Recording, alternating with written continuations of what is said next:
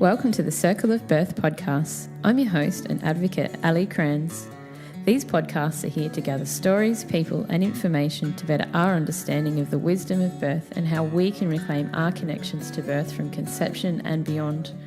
You will hear stories not only from Australia but from all over the world, bringing together women, partners, midwives, doulas and all the people that have a birth story to share.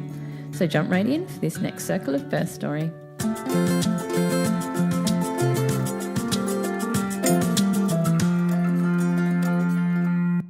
Welcome everyone to episode 37.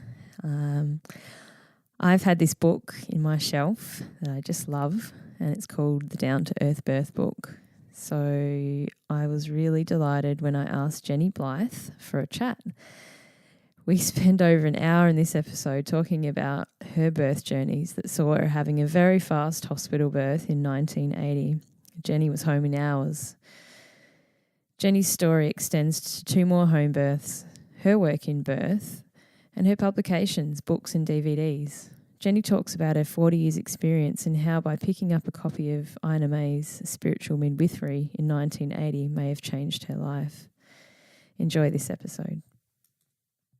Hi, Jenny. Thank you so much for joining us on the Circle of Birth podcast. I absolutely appreciate your time this morning. It's 8 o'clock in the morning and you're up in the beautiful, gorgeous Fraser Coast of Australia. So welcome to the show. Hi, Ali. Thank you. Yes, it is beautiful up here this morning. I'm looking out at a gorgeous sunny morning with blue skies and kangaroos jumping about on the lawn. It's absolutely beautiful. So you're the author of quite a few publications, and one that I've got in my hand at the moment is the Down to Earth Birth Book. That picture there of that woman is just so serene. Is that the sort of environment that you're in up in the Fraser Coast? Well, the Fraser Coast is a little bit more open country, but there's aspects of the artwork on the cover of that book that actually resonate with or reflect my environment here. Not so much the rainforesty bit, but the other bit with the pumpkins and the poor trees and the kangaroos and that kind of thing. Yeah, that's definitely. And the guy who did the cover, actually, a wonderful artist called Kennedy. I knew what I wanted on the cover, and it wasn't necessarily about here, but I wanted some fruits and vegetables and definitely a kind of natural scene. And he said, well, I'm going to come up to your place and have a look. And so he came up just to kind of get a feel of where I was coming from, and kind of after that went, right, okay, I know what to do now. So he was kind of responsible for weaving in, aspects of where I live into the cover, which was lovely. Just beautiful. Yeah. And that's your original natural habitat, is it? Did you always live up that way? I've always lived in Queensland and not lived in the city. I think I spent maybe a year and a half in the city when I was very young, part of grade 1 and grade 2. But apart from that, I've always lived, rurally. I'm not a city dweller. So many people would know of you already, and I would love to go back to how you became to be an author, a producer of some beautiful DVDs, and the work that you do with birth and women care. So can we head back 30 years ago?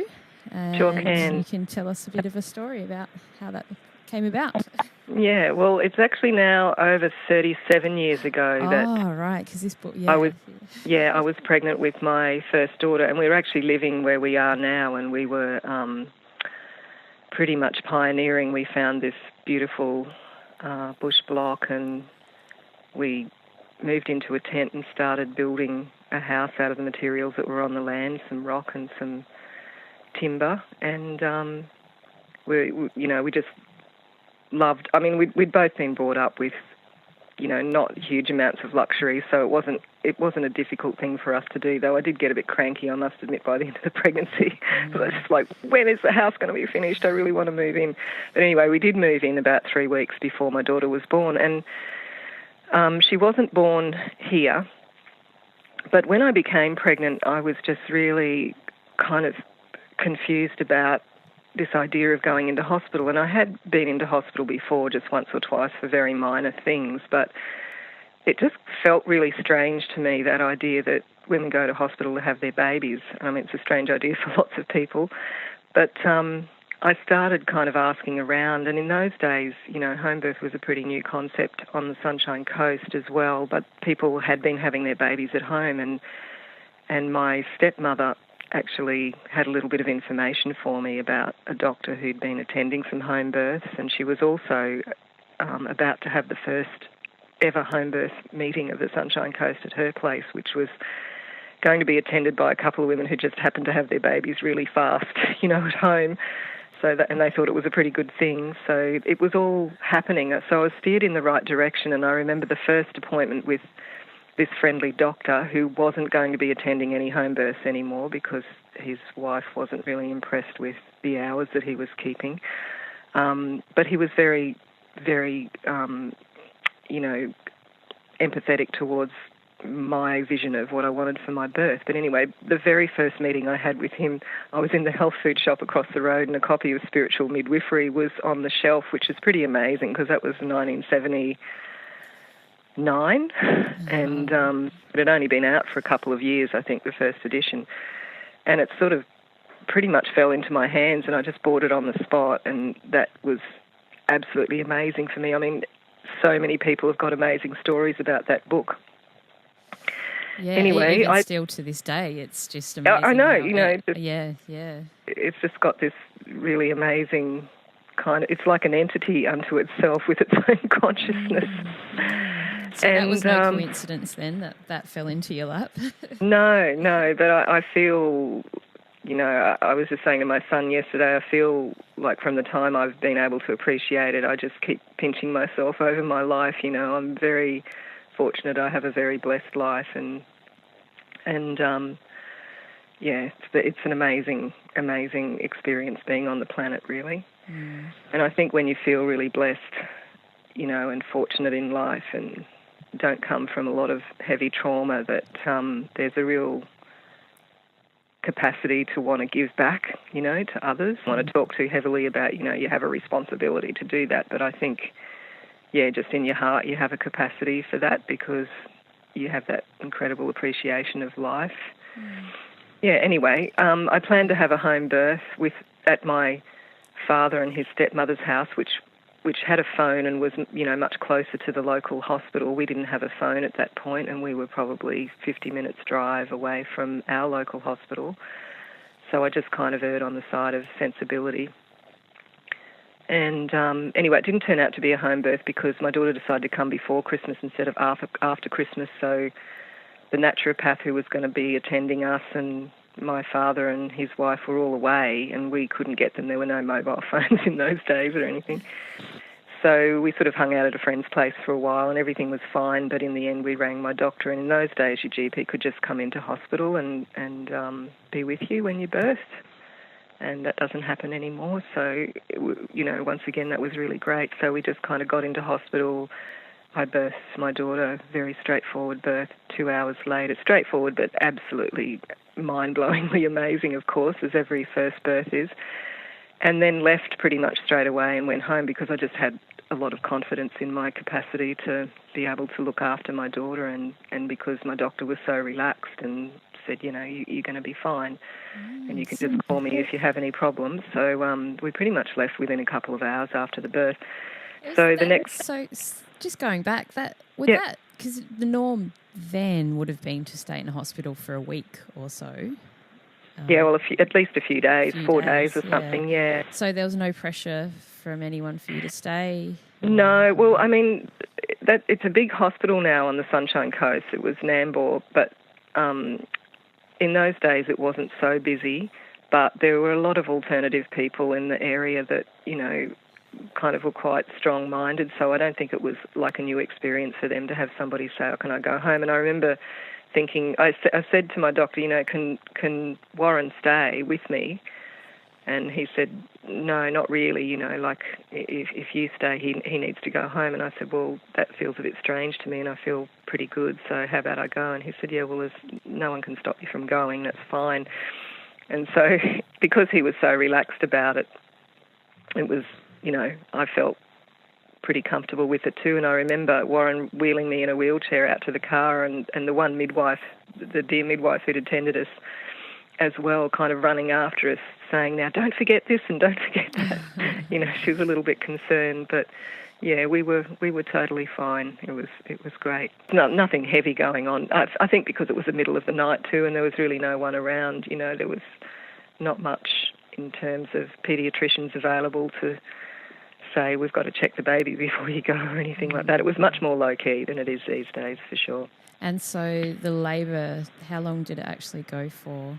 Well, from the very first signs, it was quite long. It was about 30 hours, but I was perfectly okay, for the first 28 before we went into hospital. As soon as we decided to go in, it really cranked up, and I kind of was really aware of, okay, this is it. This is what it really feels like. So it was really only the last, 3 or 4 hours that I would have termed really kind of quite hard active labour. The rest of it I was just kind of sitting around and breathing through the contractions. It wasn't really that difficult. So on a emotional level, did you draw a lot of inspiration from the stories in Spiritual Midwifery? Being that fresh face, not knowing what to expect, but knowing that there's an emotional feeling coming up. How was that for you, that transition from maiden to motherhood?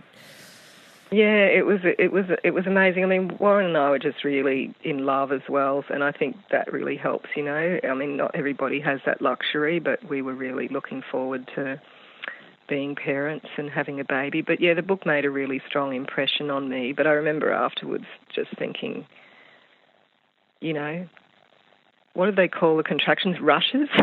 Yeah. No, what do they call them? Rushes? It's rushes. And I'm kind of like, fucking rushes. They're not rushes. They really hurt. I felt a little bit ripped off that I wasn't informed. But, I mean, I still have women say that to me because I do a lot of birth preparation with people these days, and I'm very clear with them about, this will be the most intensely uncomfortable body experience you've had probably in your life. And they always say to me, first-time mothers always say to me after the birth, "Why didn't you tell me it was that full?" Yeah. I said, "I did." I did. And you're sitting there saying that you want to have this, serene hypnobirthing experience and whatever, and I just go, "Look, that's great. Some women get the serene experience, but most of them don't." And then they'd look at me and they go, "Yeah, but you just tell us all that with such confidence, and so it's really easy."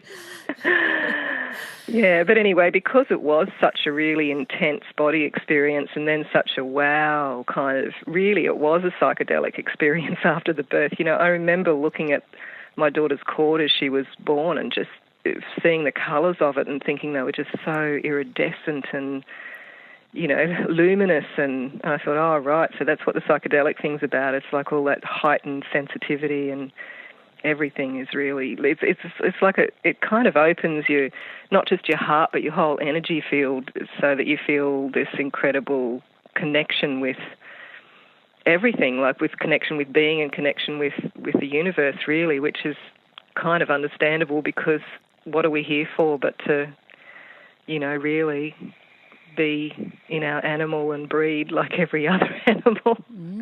But, we have the luxury of being able to kind of objectify our experiences, I suppose, and kind of look at them and go, wow, is that really what it is to be human? And for me, the spiritual aspect of birth was really about that thing of dropping into the animal and being incredibly primal and incredibly instinctive and touching in on that, and it's kind of another whole realm that we don't tend to dip into except for those kinds of experiences. Yeah, you're exactly right. That animalistic behaviour, or even just that spiritualness of birth, science can't document it or trace it or track it or put numbers behind it. There's not that much emphasis around it, but it's like death and that moment just after birth. And my father died last few weeks, and I really related that feeling of finding out of his death to just giving birth, that real, like you described, that really heightened sense of awareness. It's an altered connection. state, yeah. It's incredible, isn't it? And I really, and I appreciate what you're saying, because my father passed away too a couple of months ago, and that as soon as you hear it, it's like you drop into this altered state. Yeah. And you think, what's that about? Where does that come from? And we don't really know, but my sense is it's just to do with that thing that we're actually quite deeply connected, especially with the people that we've come from or we've spent time with, and there's this kind of, unraveling process or connecting process or whatever that happens. Yeah, it's quite profound. It is how far it travels. After the birth, yes. So you became parents and went home very quickly. Yes. Tell us how it went from there, the journey. Yeah, well, I came from a bit of a nerdy background, even though it was only because I could do it. I'm actually, my bent is more creative, but because I could do sciences, I did sciences in high school, and then I went on to study physiotherapy at university, but I didn't stick at it because I couldn't handle living in the city. But when I was, just before I got pregnant with my daughter, I did a pretty comprehensive massage and body manipulations training. So I kind of already had this interest in anatomy and bodies and body work and that kind of thing. So after I had my daughter, I was kind of just pretty blown away by how special and transformative the whole experience was. And I just felt like people didn't really talk about that very much, but it's not like I was surrounded by a whole bunch of new parents either, but there really wasn't that much, just not much obvious awareness of that if you didn't actually have children yet.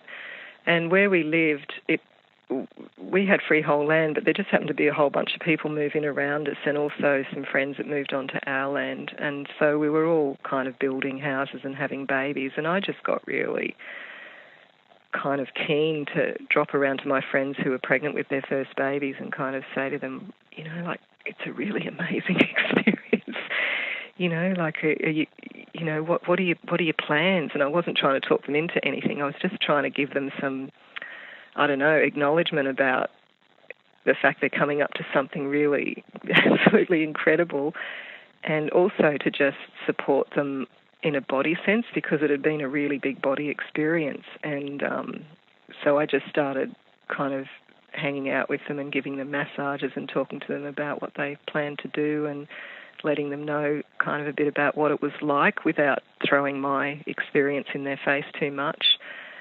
And also my dear friend who moved onto the block, she'd had one child already, but she went on to have 5 more, and 3 of those were kind of in between my next 2. So she planned to have her babies at home, and the second one was, I was her second baby, which was my first experience of being at someone else's birth, was at home, and there was a midwife there, and I was there, and that was all really fantastic. And then I had another child and had him at home, but once again I was down at a friend's place because we still didn't have the phone on. And then after that one, my friend had another baby, and the midwife never made it, so it was just her and I. And then I had another one back here at home, and then she had another 2 on this block of land as well, and it was just her and I. So within a few years, we kind of, between us, we had all these normal, very normal experiences of birth, and that was kind of my grounding. It was like, okay, I know what normal birth is like now, and I know what women go through when it's really quite straightforward. And at her last birth, her 6th baby, there was a midwife in the area who was longing to experience a home birth, and she'd grown up very much in the country but had been working in a big hospital in Sydney, and she said to my friend, can I come along and just see what you do? Because by this time my friend realised she didn't actually need a midwife, she just needed to birth, and she wasn't going to go anywhere, and I was there, and we kind of knew what to do together. Anyway, this midwife friend came along and was just totally blown away. And she said to both of us, I've never seen anybody do what you two did at birth. And we kind of looked at each other and went, well, what do you mean by that? Because we feel like, you know, we didn't do anything unusual. I was just rubbing her back and making her cups of tea and cleaning up after her and tucking her up in bed and making sure she felt really special and loved and cared for. And that's what she'd meant, because where she came from, working in a big city hospital, that wasn't what was important in birth. What was important in birth was, you know, making sure that you took women's blood pressures and fetal heart rates and gave them their routine interventions to, you know, ensure that everything was going to be kind of fine. So she was really blown away by that anyway. So my friend stopped having births, but after that it was, I tagged along with this midwife as her offsider because she was enamoured of Homebirth and wanted to put it out there. So I got some experience being her assistant for a couple of years until she decided that she needed to go back and earn some money in hospital. Just word of mouth for me to be actually helping parents with preparation and being a support person at their births. Right, yeah. And so you tended to apprentice with her, and was she still registered, like earning money, doing home births, or was she just doing it for, but I okay. mean the reason that she left and went back to the city was because there was not really any money in it. Okay, yeah. Because when are we looking now, in the late 80s? No. Mid-80s. Mid-80s, yeah, okay. Yeah. So home birth midwives still probably weren't that much talked about in Australia, or it wasn't much of a system, but there were. Yeah. No, but there were a few around, like a couple of midwives in Sydney who were quite well known and well renowned. Probably just, you know, having been in the home birth scene for a few years. But and there was also a small group in Brisbane that were doing a really wonderful thing called the Home Midwifery Association, where anybody could go along, and they were trying to establish kind of an alternative paradigm to the to midwifery education. Yeah, so I was kind of connecting up with groups that were interested in home birth, and in the meantime just having really wonderful experiences of lots of just very normal births with normal breastfeedings and no complications. And yeah, it was a very good grounding for me. So from that, and because I think I've always been here since then, people just kind of got to know that I was here. So my main focus has always been birth preparation and do a lot of that with people. Yeah. So can we just talk a little bit about your second birth at home? Yeah. And that decision was a bit of a no-brainer, I assume, for you guys. And yeah, I had that feeling after my first birth, even though in the end I kind of needed to go into hospital to get help, just because the people whose house we were staying at didn't feel okay about me birthing in their house. Otherwise I was kind of quite fine to just go along with it. But after it, even though it was like, so incredibly intense, that last few hours, it was like, oh, okay, I know what to do now, and I think I can do it even better next time. Like, I can really get my head around it. But having said that, I think the second baby, preparing for the second baby, it's such a huge psyching up process, because you know what it is that you've got to go through. Yeah, definitely. Yeah, and so definitely much more of a psyching up process, but absolutely. I went 2 weeks over with my second baby, and it was in the middle of winter, and I was so cranky. But as my firstborn son is, he gets a little bit anxious about new things that he has to do, and then when he does them, he just does them exquisitely beautifully. So he came in the warmest part of a really cold winter's day in my friend's house, and I had 3 men at that birth. So that was interesting. And I felt completely comfortable with that. It was a very, very beautiful birth experience. And, I've never kind of had this thing about men being at birth. You know, there's some people that have this thing about it's women's business, and I appreciate that if that's part of somebody's culture. But I I had a really wonderful experience with 3 men at my birth, so I'm okay about that. Because that would have been 3 men that would have been in absolute awe of you, and then feminine and as a woman, and and they were very helpful too. You know, really kind and helpful. Yeah. And so when it came to our 3rd baby, we decided to have our baby here. And, I just have always been someone who didn't want a lot of people around at birth. So even though my dear friend whose birth I was at was around, I just really felt fine that it was just going to be us and the children, which it was. And my 5-year-old daughter held the torch as I birthed my 3rd-born son, Dion, and my first son, who was 4 years old, he woke up and he was actually crashed out right next to my legs on the bed. So as I was birthing Dion, I shook him and said, you know, do you want to have a look at your brother being born? And he just kind of woke up and looked between my legs and just went, nah, and went back to sleep again. And then for days after, my daughter would reenact to everybody for weeks after, you know, the sounds and the looks on my face that I made when I was pushing him out. Wow. Which was quite cute. Does she still, to this day, remember a lot of that birth? Yeah, I think she remembers the actual, you know, scene of him coming out. Yeah. Yeah. And she have children yet? Yes, she has had 2 babies. I have 2 grandchildren now, and she's had both of her children at home with me helping her. So do you think her, because I've always wondered about this, when they grow up, being at that birth for your son, holding the torch and seeing, you know, everything that went on, do you think that helped shape her ideal of what birth looks like in a normal sense? Absolutely. And because she grew up around lots of women with young babies and, you know, pregnant women, and because I would sometimes have little gatherings here of pregnant women, and of course some of the women that I worked with were in her neighbourhood, and some of the women that I worked with were also became really good friends, you know, over the years, because sometimes they'd have 2 or 3 or 4 babies, you know, at home, and I'd be helping out, and you know, so we just become really good friends. So the kids all grew up with lots of people and babies around, which was wonderful for them.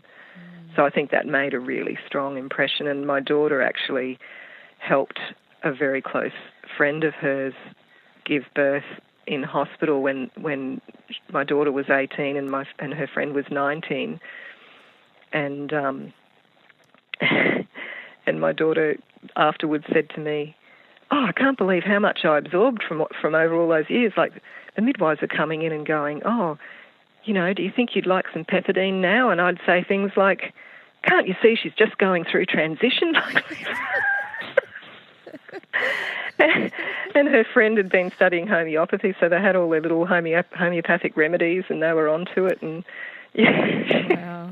The staff were just so totally blown away by, you know, how they were with each other in the hospital, these 2 young women. Yeah, I guess growing up, though, with you around, and she was just that sort of, absorbing everything as a child does. So and she's like that, you know. She's a really wonderful human, my daughter, and she's very organised and very much a busybody, and she would be constantly poring over, you know, photos and names of people that I was working with, and, you know, remember people. And she was quite amazing like that. I want to do that for herself. She'd never want to get into birth education herself, but, you know, it's just because it was all kind of natural for her anyway. It wasn't a particular kind of realm that you get into. It's just part of life. Yeah. So how was it for you being mum and then transitioning into grandmother and being at your daughter's birth? What did that look like? It was absolutely incredible. I think the thing that just was the most deeply emotional aspects, or two most deeply emotional aspects, were seeing my daughter grow a belly. You know, it just makes me feel really emotional now just talking about it, because it's just such a beautiful transformation. And of course, you know, pregnant women always look absolutely gorgeous, but when you see a little girl, you know, having grown up and becoming a mother herself, and that changing shape of the body just really, really affected me. It affected me more than being at a birth. And I think because being at a birth, I was just had quite so much experience at being at birth, that I just kind of went into that automatic mode of how to help somebody through that without kind of feeling like, oh my God, this is my daughter, and how. And I mean, it might have felt like that if it had been going on for a long time, but it was very straightforward, very powerful, very strong, and it was all okay.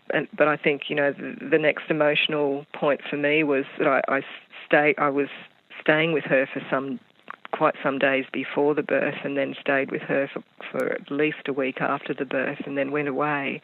And then when I came back, and she was standing on the veranda with the baby in her arms, you know, that was the next really big emotional point for me. It was kind of once I distanced myself and then come back, it was just, really, really powerful. And I'm sure that every grandmother goes through that. So, it was more about that than about being at the birth. So I felt so incredibly honoured, you know, to be invited to be at her birth, because when she was growing up, and you know, I used to say to her, if you ever have children, if you decide that, you know, you don't want me there for whatever reason that is, whether it's just, you know, you prefer to have somebody else, or it's just going to be too intense having your mama around or whatever. And she'd just look at me and go, don't be ridiculous, Mum, of course I want you there. And so when she did become pregnant, I said the same thing to her, and she said, no, Mum, I want you to take us through all the same body preparation that you would take anybody through. We just want to get into it and do it. Yeah. I mean, that's in your near 40 years of work. That's probably that moment. Like we talk about the lineage and the primal nature of everything. It's just all compounded into that one moment. Seeing her there holding that little baby, just beautiful. And I kind of had this vision a few months ago about, you know those little Russian babushka dolls where one comes out of the other, and I kind of had this sudden vision of, like, you know, grandmothers who birth your mother, and then your mother births you, and then you birth your children. Like, and especially if it's a daughter thing, it's almost like the Russian dolls coming out of the vagina. Do you know what I mean? Like one after the other. It's kind of an awesome concept, that thing of we just keep birthing, you know, our daughters for them to keep birthing. Yeah, it sounds a bit obtuse, I know, but no, not at all. I'm just trying to visualise it. Powerful. Actually, it's like the Great Mother, you know. The Great Mother. The Great Mother, and it just goes on and on and on and on. It goes on and on and on. Yeah. It's beautiful to think. I often think in my ancestral line, and you know, not that I've seen the faces of my great grandmother or my great, you know, but I just think along, and I just feel this like warmth in my body when I think of all of them that have, you know, birthed in my lineage and have held that space, you know. That always blows my mind when I think like the eggs in my body or my daughter's body were already, so you know, I can't explain it properly, but you know how like when they're forming in your womb, the eggs have already formed, and then you're like, it's there, the imprint's already there of the next generation in That's right. me. Yeah. So it's very wild. Yeah. Wow. So let's maybe talk about then, sort of backtrack again, back to when you're doing your birth work and women care, and how you got into writing this gorgeous book, Down to Earth birth book, which I just love so much. One of the other things too that I like, the illustrations and pictures, and just even the font. Like the font is so, it's soft, isn't it? Yeah, and soft. Yeah. How did you get into all this? Well, because I've pretty much worked on my own a lot, you know, and because I was actually not doing clinical stuff, you know, like I was just being a birth educator and support person, and very aware of my boundaries around what's kind of legally appropriate for that. And because it's just my natural inclination, I'd always pursued alternative ways of working and keeping healthy and helping keep women healthy. And and so, you know, I really kind of threw myself into the work, but I realised after a while that it's pretty intense. And you talk to anybody who works with birth, pregnant women, birthing women or whatever, there's a lot goes on, and it's quite demanding, and it's also quite seductive in its energy. So it's very easy to kind of go, oh, just, you know, bring it on. I really want to get a lot more experience with this whole field. It's just such a huge field. But it's very easy to kind of burn out, for want of a better word. And I realised at some point that managing my own energy was a real priority, and that I needed to kind of understand more about that. So I was actually, you know, studying different things here and there that I thought would support my work.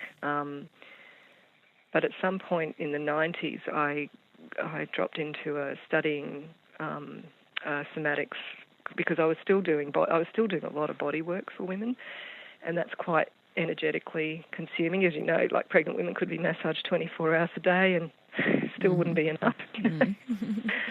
And trying to understand that process post-birth. And so I got into somatic psychotherapy training, which just turned my whole kind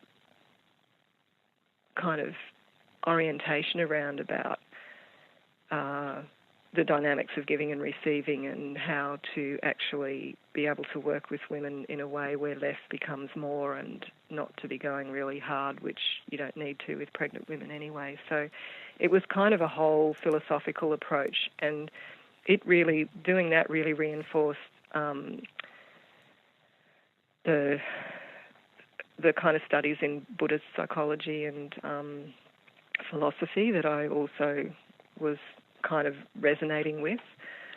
And I wrote another book before the Down to Earth Birth book called Birthwork, A Compassionate Guide to Being with Birth, because I had faced those challenges, and once again, they were things that I'd never seen anybody talk about or write about or discuss around, childbearing and birth. It was always seemed to be the discussions would always get caught up in politics instead.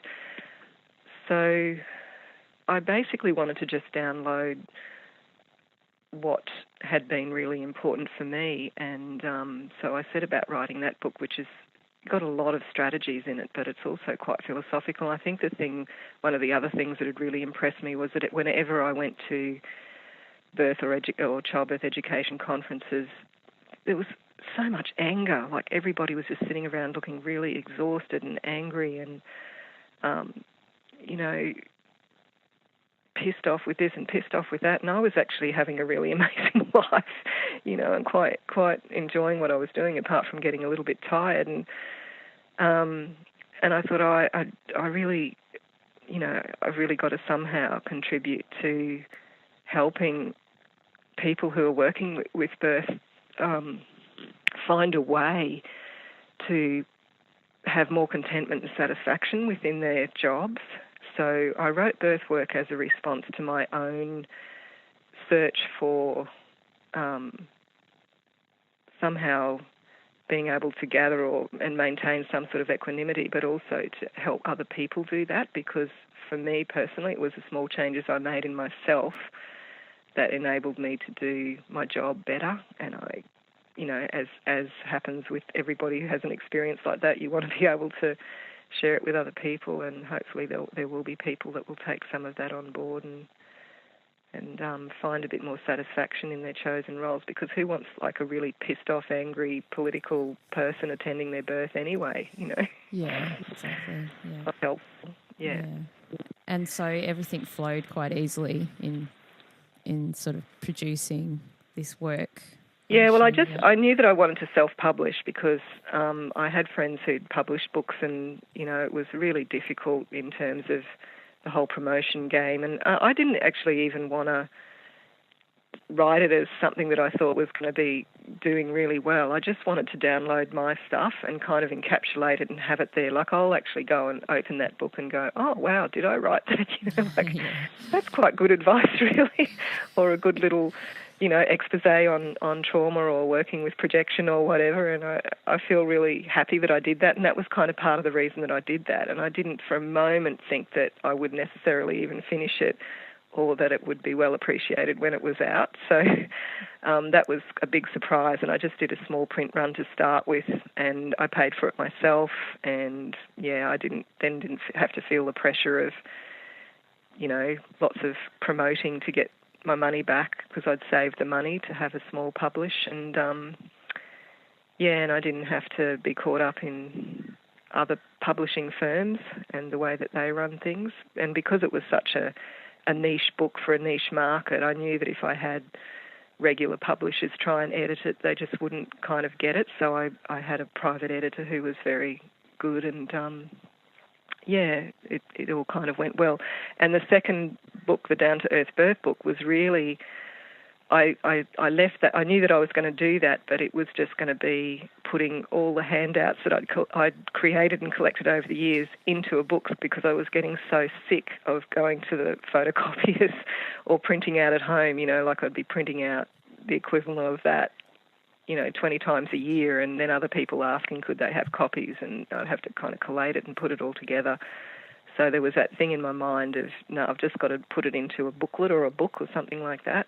But because the first book was received so well, I felt like I had to do a really good job of the second book.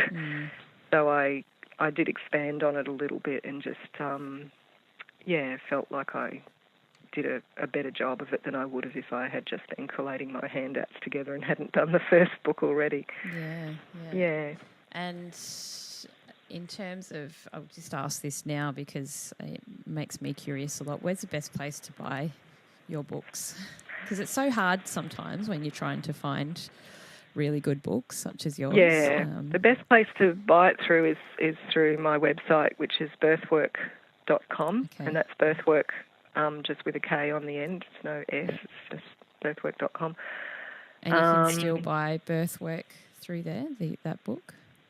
You can, though. You can buy it as a PDF download. I don't have very many hard copies left. I've got a handful of hard copies left, but once they're gone, I may reprint, but I haven't got myself organised to do that yet. Excellent. Yeah. Excellent. Okay. And the DVDs too. There's what are they called again? It's The Big Stretch. The Big Stretch and The Big Stretch sequel. Amazing. Yeah, DVDs too. And you can obviously buy them from your website too. Yes, and you can also buy them, like stream them or download them from another website I'm involved with called worldbirthhub.com. Yep. And there are also movies there by two other women who we are collectively the hub in terms of the filmmakers on the hub, but one is a lovely Israeli woman called Miri who's made two films on Homebirth, and a friend from the States called Diana Paul who's made several movies. And so we've just put our movies onto that site for downloads and rentals. Yeah, I'll be sure to link that in the show notes, definitely. Yeah. And to your website as well. Okay. Yeah. So, and then it was the same with I'm sorry, I'll just butt in. The films that I made were also a completely non-ambitious kind of project. There's a lovely young filmmaker who approached me. She moved up from Brisbane, and she'd had a really amazing experience with her birth, and she just approached me and said, do you want to make a film about natural birth? And I just went, yes. so we just had this, and she's 20 years younger than me, but we just had this divine collaboration for some years, producing and editing these 2 films. So it wasn't like we had to go, we're going to make a birth film and we need $300,000 or whatever. We just spent time together, and we just had this amazing experience doing it, and we just kept pinching ourselves, and at the same time we were just having such a great time doing it. We didn't think for a minute that the films would necessarily go really well. We just knew we felt really good about them, and we thought, oh, maybe we'll get a bit of a cult following or something. But yeah, they were really well received, and I think, you know, part of it is just the feeling in them. They're just made with a lot of love, and and also with a focus more on the things that are really affecting women when they're going through pregnancy and birth and beyond, and, you know, getting beyond the politics, and not that the politics aren't important, but to just really drop back into that thing of this is what birth really is for most people. Yeah. And the issues that come up, And you found the women, I mean, you know, just looking at the journeys in the DVDs of those families, were they easy to come into this and have those intimate moments shared? Yes, because I was working with most of them, and some of them I already had some photos and footage, so the first film's kind of a bit more montagey, and then the second one, by that time we were kind of on a bit of a roll, and I was actually following up with subsequent births from the first DVD, and they were really into it, and I think it was really special to be really knowing them and understanding their processes and what they're going through, and they, you know, because of the way they share their information about birth, you can see that they're really opening up very easily, and it's because they're opening up to me, and they'd already opened up to me, whereas I think if it had been somebody who didn't really know them through that time, it would have been a really different sharing they would have had. Yeah, that's a good point. So I was very fortunate in that way, and we didn't bring in any other, you know, photographers or anything like that. We just did everything ourselves. Yeah.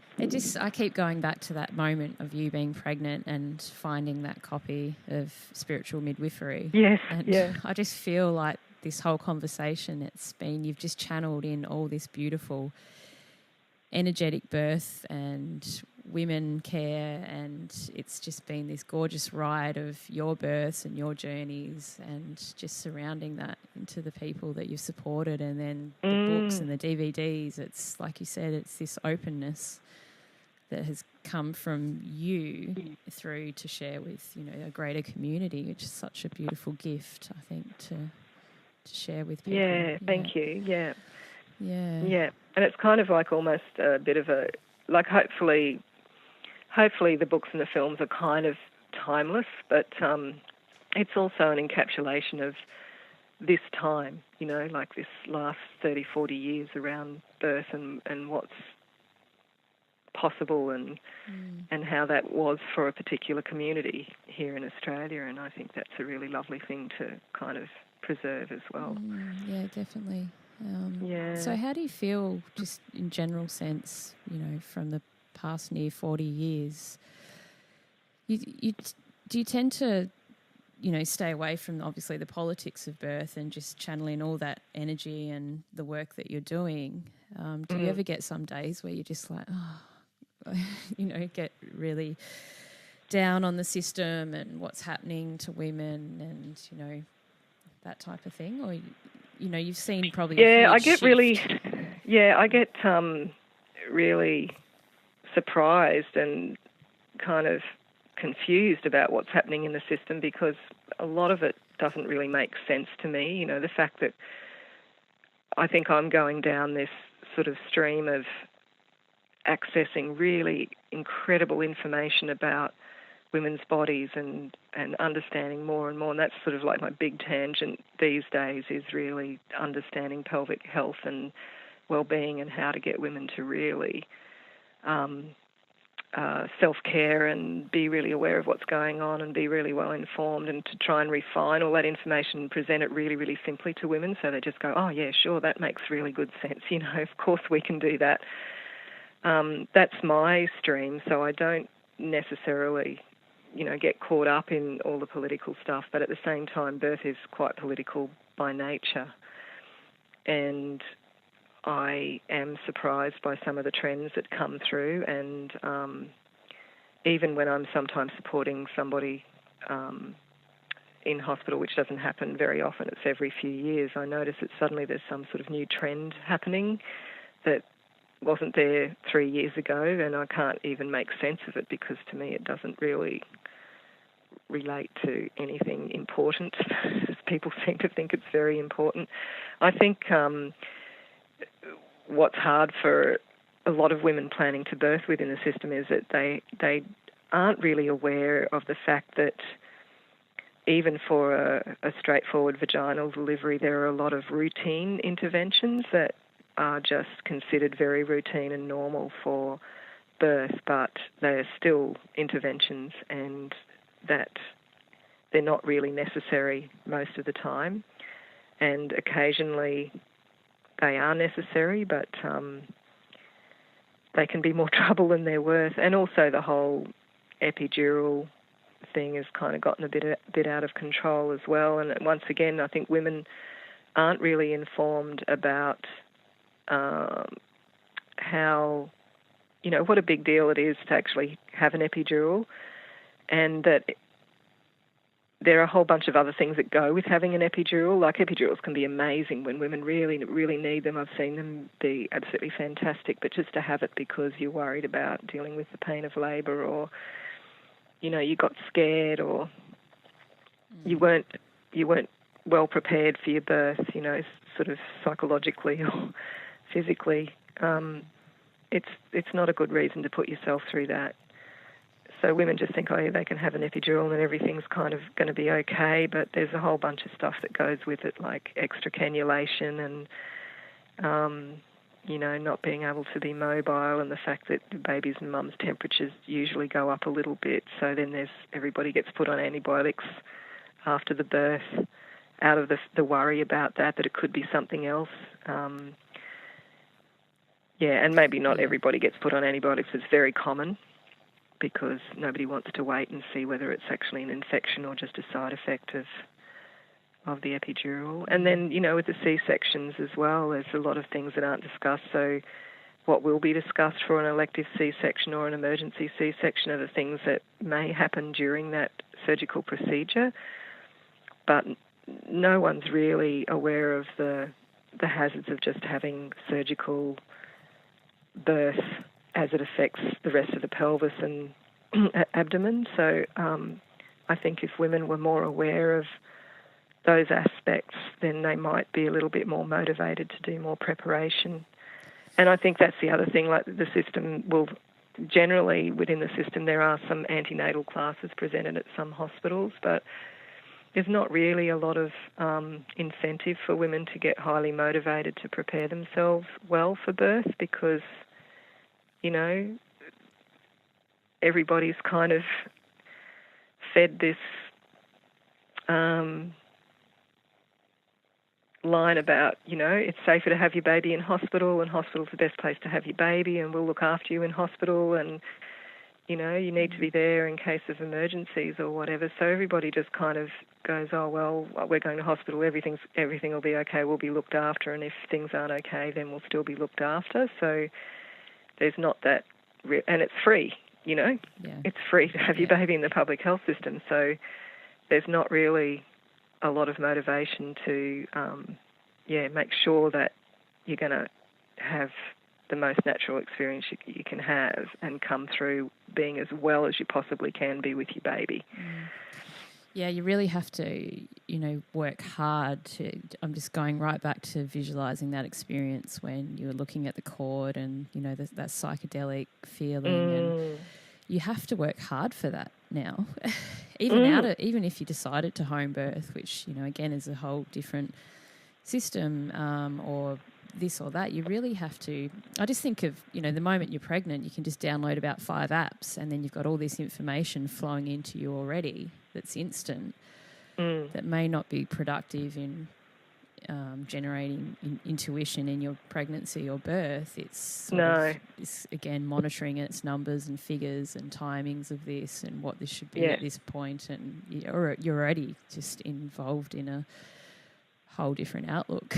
It's very It's very intellectual and a very intellectual experience. And then the other part of it is, the whole pregnancy revolves around your appointments to see your GP or your hospital appointments or whatever. Maybe, you're accessing some other things that are really beneficial as well. But it kind of becomes a predominant influence in your birth. And, so it kind of almost takes enough energy to do all that, and then you don't have any left over to actually get down and do the real business of just very simple getting into your body and, relaxing your mind and really understanding about how birth actually happens and what that's going to feel like and how you might feel during it and how you might feel like afterwards and how you need to take care of yourself afterwards. There's not a lot of information around about that sort of stuff. Exactly right. Yeah. So I don't have a lot of anger towards the system. I just figure it's something that has just evolved because it's a system, and they just sort of tend to have their own agenda, and including trying to become very efficient and look like everything's based on well-informed science, and and I'm sure that their motives are pure in that they really, figure they want to take the best care of people, and particularly the people that work within the system. But as systems go, it doesn't really take individuals much into account. Yeah, it's a collective consciousness, isn't it, that's been created. We can't really blame one single entity or person or system. Or Yeah, it's interesting, isn't it, that I suppose in a sense the work that you're channeling and doing, if you did get into that anger and resentment, then it'd be turned into some sort of like you call it like a positive feedback loop or something. Because then again, if you're feeling into that, then it would be pushing your work out in a different sense too, and the people that you serve.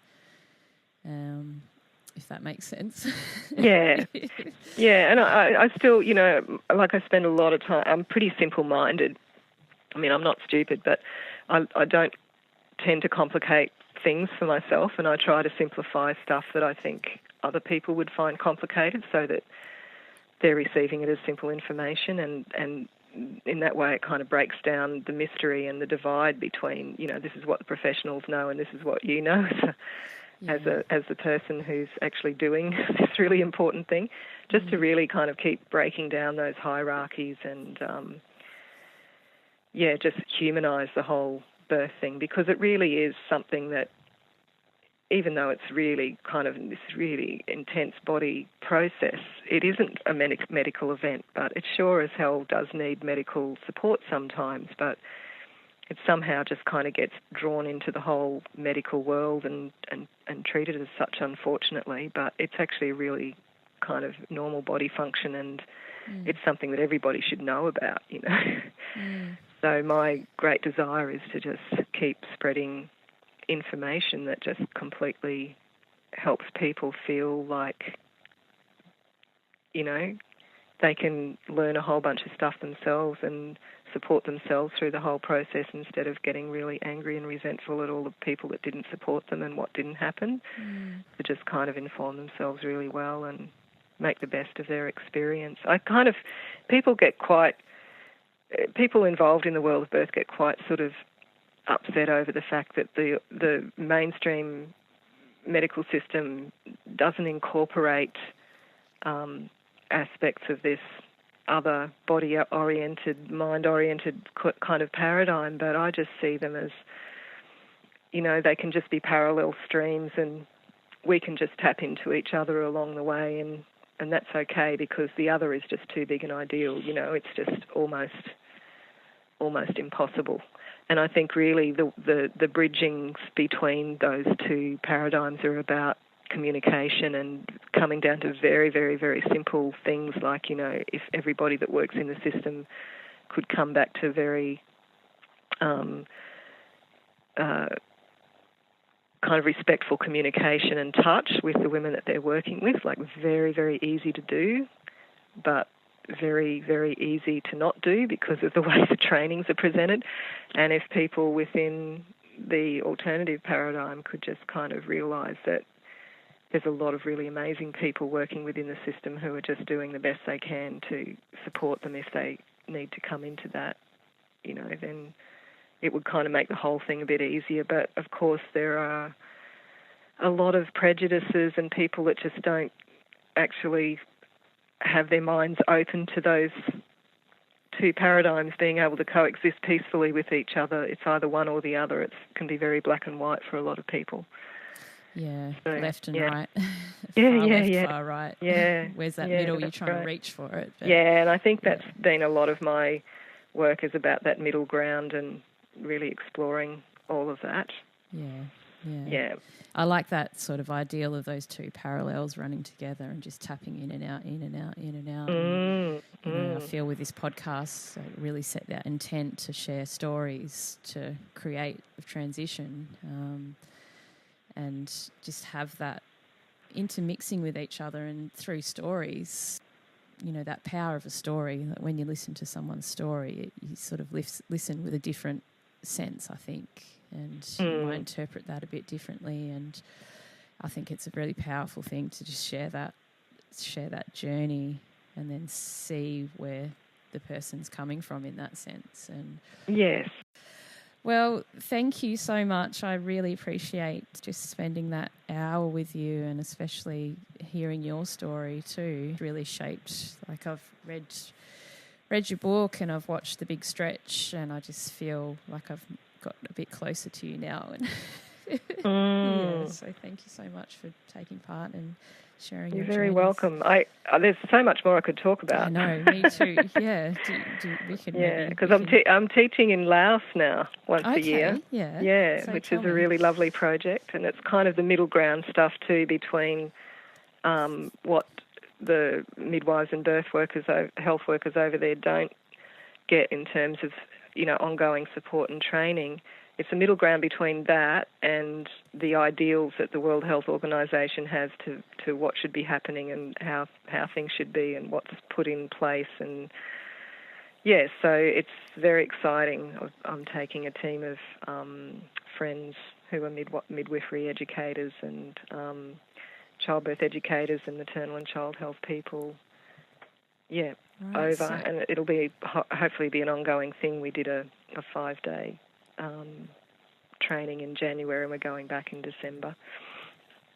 So that's been very exciting. So, student midwives, would you take? No, at the moment we're just a team of friends who know each other's stuff, so we know exactly what it is that we're presenting and how that goes. But as things move along, if it becomes bigger, then there will be opportunities for other people to jump on board for sure. And how did you pick? How did it all happen? Just was it a conversation or? Well, Warren and I were living in Laos for 6 months in 2005, and we just fell in love with the place, and we've been back and forth a bit since then. And I also sought out.